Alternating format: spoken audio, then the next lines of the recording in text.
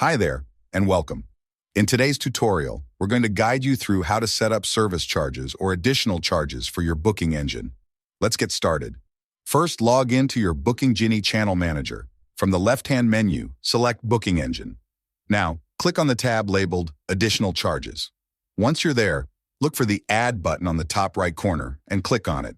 A pop-up window will appear. Here, you'll need to enter a few details. First, give your charge a name. For example, service charge or extra person fee. Then, set the charge percentage. Next, add the applicable tax percentage, if any. Double-check the information, and once you're done, hit Save. That's it. You've successfully added an additional charge to your booking engine. These charges will now appear automatically during the guest booking process. If you run into any issues, please reach out to us on the Give contact details. And if you found this tutorial helpful, be sure to like, share, and check out our other videos for more quick tips.